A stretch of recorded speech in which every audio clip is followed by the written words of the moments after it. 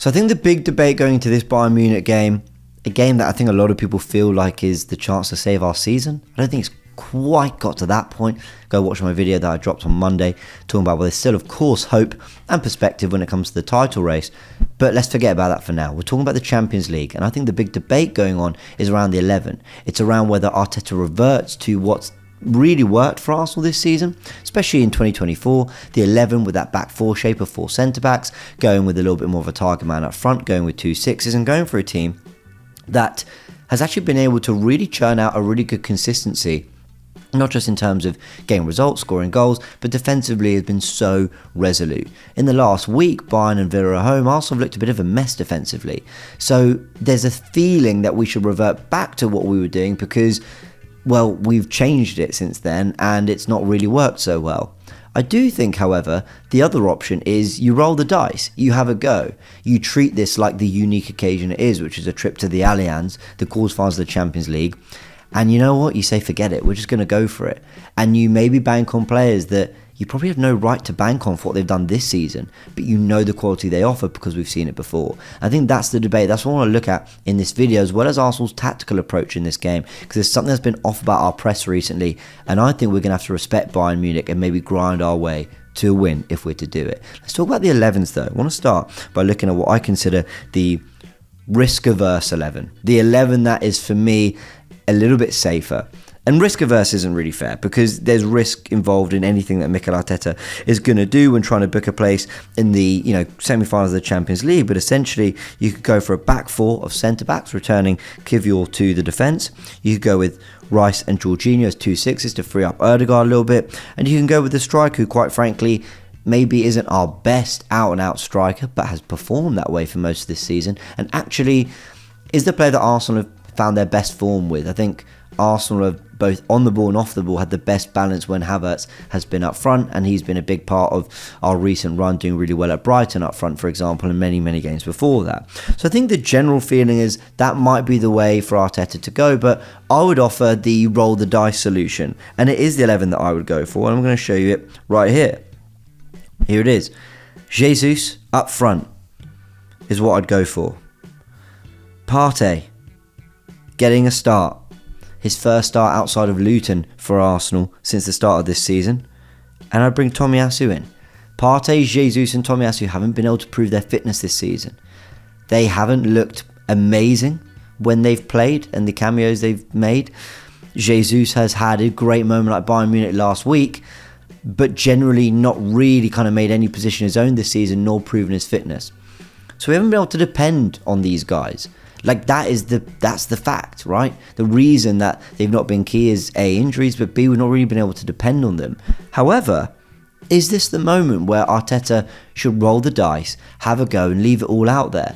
Because while I think the other team, you probably feel more comfortable in terms of what you're going to get from them, I would say that this team, you sort of think there's another level that's unlocked or to be unlocked.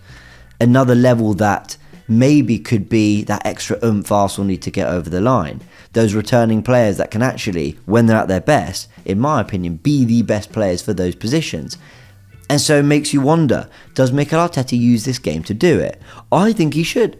I think you do take the risk against Bayern, and I think you do try and see if Partey can come into this midfield, get the ball and break the lines and unlock Bayern Munich, who I think will try and play, and I think Partey will have spaces to pass that ball and get Arsenal attacking or hurting Bayern Munich. I think you want Tomiyasu to try lock down Sane or whoever he's up against, and I think you want Jesus to be that, unpredictable, difficult, tricky, flary forward that, you feel like might lose you the game, but could also win it for you in the same time. You just don't know what you're going to get from him.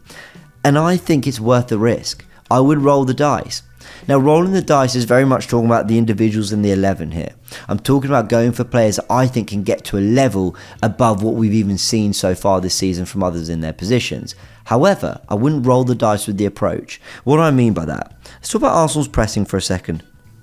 And what I've got here on the tactical paddle, they're really big, so let's make them all a lot smaller.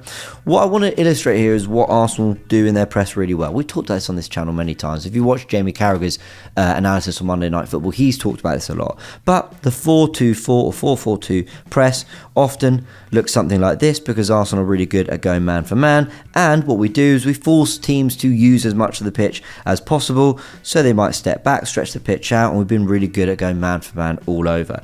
Now, the thing about going, and it's not even just man for man, we've been very good at condensing spaces. And what this has done is actually forced forwards, realising that their team are retreating, trying to make space, and they need help because Arsenal are congesting the pitch. It's encouraged the team's forwards to drop into their half to try to receive the ball, and we've been very good at following them. Now, Arsenal have done really, really well all season with this.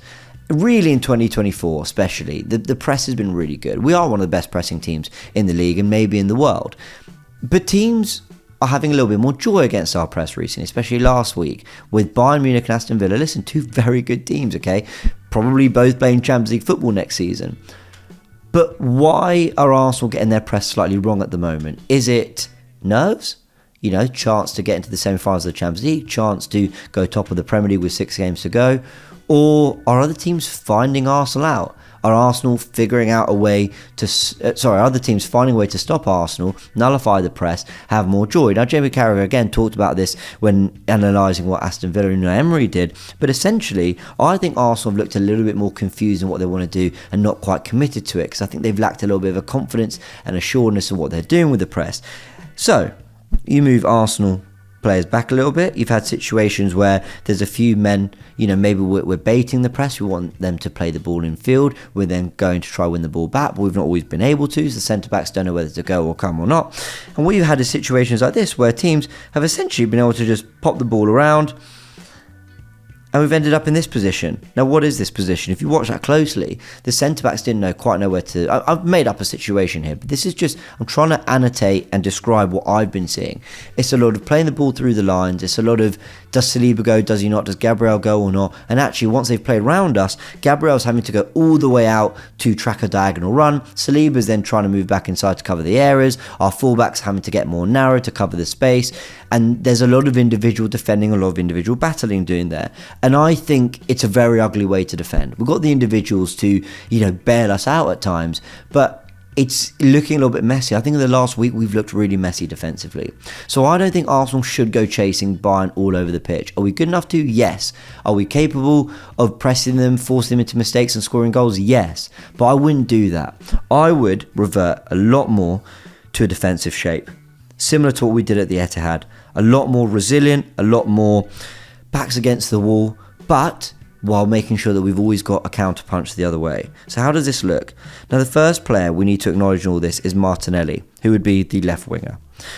And then the other player to acknowledge in all this is Bukayo Saka, who I think are going to have very, very different roles in this game. Bayern Munich, in my opinion, will come to play. They'll get on the ball, they'll try and break Arsenal down, and there will just be an expectation for them to have a go at Arsenal, to attack.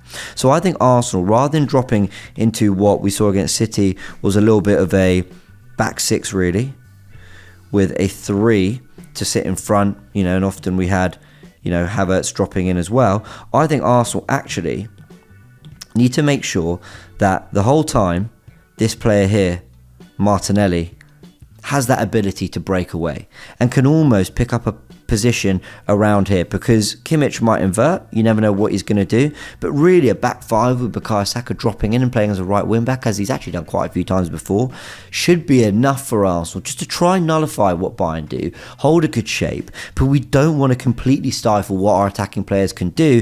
And I would be getting Martinelli in this area where, yeah, he's got to come back and help at times, but he can also hold that position ready for the counter, and that also gives Bayern Munich something to think about, so they might not fully commit everyone up the pitch. Because as much as Bayern Munich I think will try play, I think they may be scared of losing it as well and not conceding too much to Arsenal, of course, are a dangerous team with dangerous players. One of the goals we scored against Sevilla, we talked about it last week, I think, was that goal where Jesus, you know, he holds up the ball and Martinelli breaks away. We need to have that outlet available, and I don't think we did Well, we didn't so much in the Man City game where we really parked the bus there. We did a good job and we tried to press at times. I think we're going to need to be a little bit more defensively resolute against Bayern Munich than we have been last week. Not so much go to press and force, the opposition to errors like we tried against Villa, like we tried against Bayern. Hold a better shape and make sure that Martinelli is always an outlet as well. So I've talked about rolling the dice in this video. I've talked about, do we bank on players that really we have no recent data to suggest we should bank on them and expect them to get us through? I think those players are worth the risk, but I don't think an approach where we go all out trying to play our game, pressing Bayern Munich all over the pitch is the way to do it. I think we need to be humble. I think we need to be in a really good shape. I think we need to stop them before we play our football, but I've got no doubt that if we've got a good enough shape and we make sure that Martinelli isn't too burdened with defending, we can really hurt Bayern Munich at the Allianz and we can actually book our place in the Champions League semi-finals. And I just want to say a really big thank you for watching this video. If you did enjoy it, actually hit the links right here to watch more content like this, including my Football First podcast, which drops every Monday to Friday at 6 AM. And I know it's annoying, I am really sorry to have to ask, but if you want to show support to the channel, hitting the like and subscribe buttons help promote the content much more than you could possibly know. Thanks again.